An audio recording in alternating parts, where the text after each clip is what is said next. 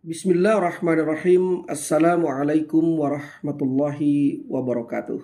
Selamat bertemu kembali di channel YouTube saya Membaca Makna bersama saya Dr. Muhyar. Pertemuan kita kali ini masih membersamai mahasiswa saya di program studi Pendidikan Agama Islam Fakultas Tarbiyah dan Ilmu Keguruan Institut Agama Islam Diniyah Pekanbaru. Prodi PAI adalah prodi unggul di kampus kami. Baik, untuk pertemuan kali ini merupakan pertemuan materi yang ketujuh. Di pertemuan yang ketujuh ini kita ingin melihat sejenak, memotret sejenak studi kasus edupreneur, guru dan pesantren.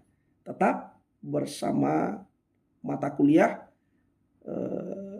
entrepreneur pendidikan atau pendidikan entrepreneurship.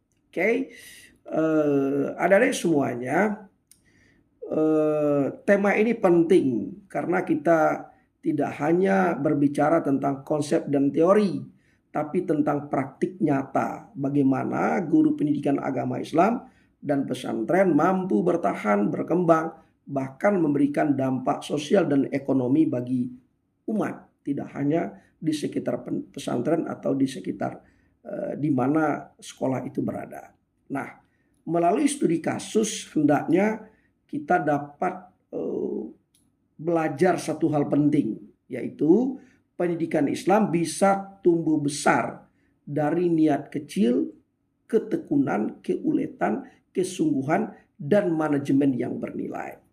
Nah, mari kita kupas pelan-pelan. Yang bagian pertama, guru pendidikan agama Islam sebagai pendiri lembaga. Di banyak daerah kita menemukan kisah guru pendidikan agama Islam yang memulai pengembangan lembaga pendidikan dari keterbatasan. Misalnya guru mengaji di teras rumahnya, di pondok-pondok kecil, di gubuk-gubuk kecil, membuka kelas sore di masjid tanpa digaji, ikhlas saja. Kemudian membina anak-anak kampung dengan alat seadanya, juga tidak digaji. Dengan keikhlasan, ketekunan, guru tersebut memperlihatkan konsistensinya, keikhlasannya, dan visi yang jelas atau tujuan yang jelas. Karena kita lihat dari hal itu kita dapat melihat dan menemukan di banyak tempat tanpa campur tangan pihak manapun atau tanpa campur tangan pemerintah, misalnya guru-guru itu mampu memberdayakan sumber daya yang ada di lingkungannya. Maka kita lihat di mana-mana ada taman pendidikan Al-Quran, berdiri banyak madrasah, kemudian pesantren, kemudian rumah tahfiz, bahkan sekolah-sekolah yang diberikan kepercayaan dan amanah oleh masyarakat kepada guru-guru untuk menghidupkan dan mengembangkannya. Nah, keberhasilan teman-teman guru kita ini bukan karena modal besar, tetapi karena mereka memiliki kemampuan memahami kebutuhan umat, menjaga kualitas akhlaknya di hadapan manusia, kualitas akhlaknya di hadapan Allah. Sehingga tumbuh kepercayaan sosial, tumbuh trust di tengah-tengah masyarakat kepada dirinya. Ini menunjukkan bahwa guru pendidikan agama Islam adalah aktor utama edupreneurship pendidikan Islam, bukan sekadar pelaksana kurikulum. Nah, itu bagian pertama. Bagian kedua, pesantren sebagai pusat ekonomi umat. Jadi pesantren bukan hanya setakat di mana tumbuh dan berkembang penjagaan tradisi-tradisi keilmuan Islam, bukan sebatas itu. Tetapi pesantren tidak lagi hanya dikenal sebagai lembaga pendidikan keagamaan, tetapi sebagai pusat pemberdayaan masyarakat multidimensi, pemberdayaan pemikiran masyarakat, intelektual masyarakat, kesadaran masyarakat, pemberdayaan ekonomi masyarakat. Karena itu kita lihat banyak pesantren mengembangkan koperasi santri, pertanian, peternakan, usaha pecertakan, penerbitan, UMKM berbasis santri. Bahkan ada pesantren yang memiliki pabrik roti, pabrik pengolahan sampah, pengemasan sayuran dan buah-buahan dan lain sebagainya. Nah, semua ini bukan untuk mengejar keuntungan semata, melainkan untuk apa mereka melakukan itu? Untuk menopang keberlanjutan pendidikan, untuk melatih kemandirian santri, dan menguatkan ekonomi pesantren sekaligus ekonomi umat masyarakat yang ada di sekitar pesantren. Nah, pesantren menjadi contoh konkret bahwa pendidikan, dakwah, ekonomi bisa berjalan seiring dan saling menguatkan. Itu. Kemudian bagian ketiga, nilai Islam sebagai pondasi kesuksesan. Baik pada guru pendidikan agama Islam maupun pesantren terdapat satu benang merah yang sama, yakni nilai Islam menjadi pondasi utama keberhasilan. Jadi sekalipun melaksanakan bisnis, pengembangan entrepreneurship di pondok pesantren, tetapi pondasinya itu bukan pondasi mengejar keuntungan ekonomi, tetapi yang menjadi pondasi keberhasilan itu adalah apabila seluruh aktivitas dan pelaksanaan itu menjadi ejewantah dari nilai-nilai Islam. Nah, itulah indikator keberhasilannya. Nah, nilai-nilai yang seperti apa?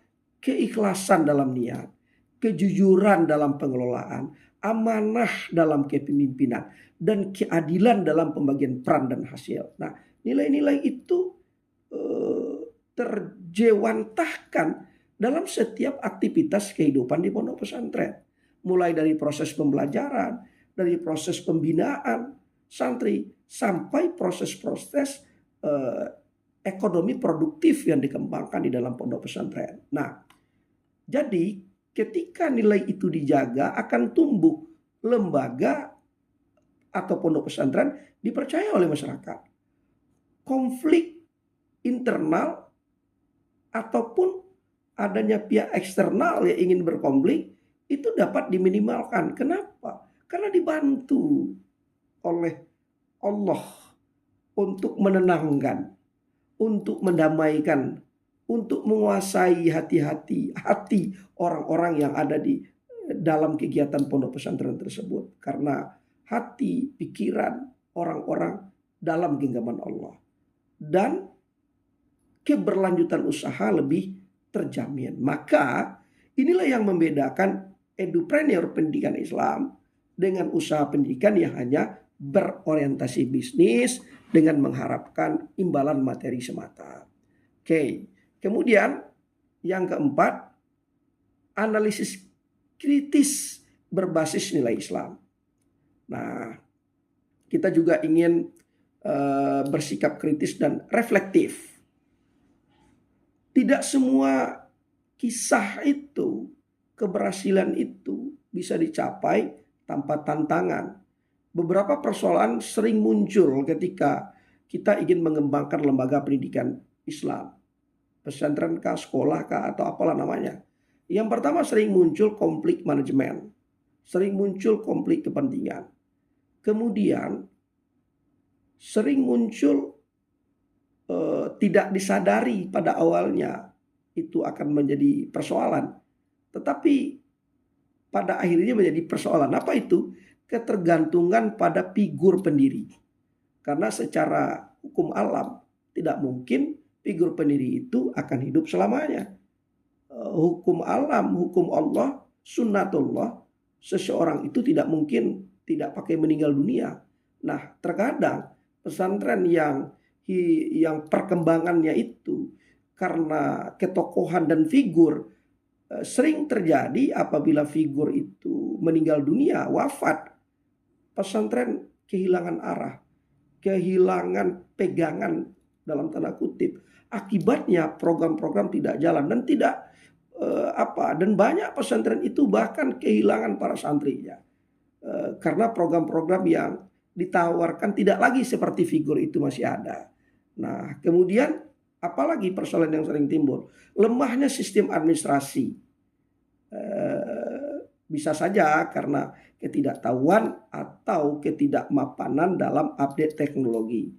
Nah, kemudian ketidakseimbangan antara idealisme, keinginannya mulia, keinginannya tulus, tetapi tidak didukung oleh profesionalisme.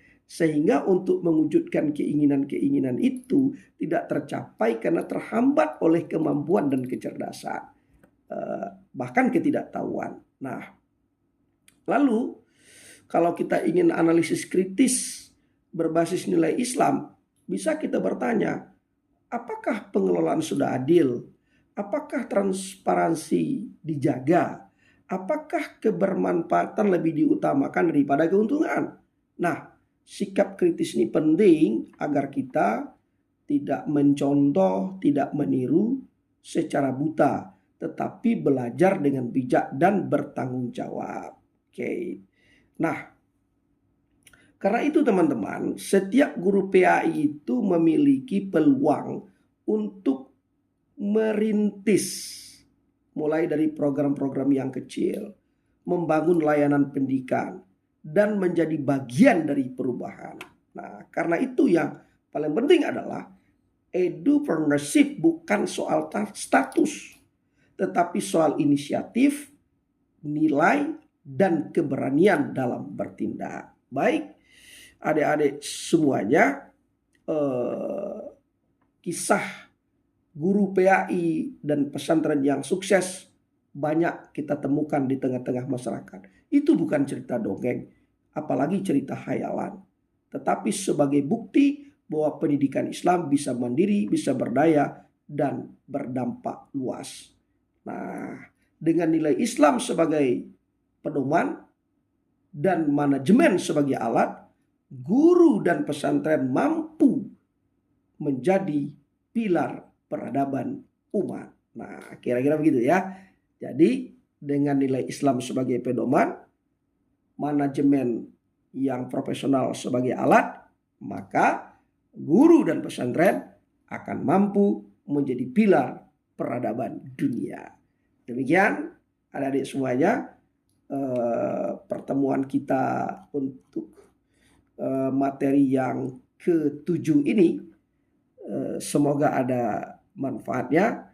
Dan tugas adik-adik adalah untuk menguasai dan mempelajari materi ini dan tentu untuk mengembangkannya.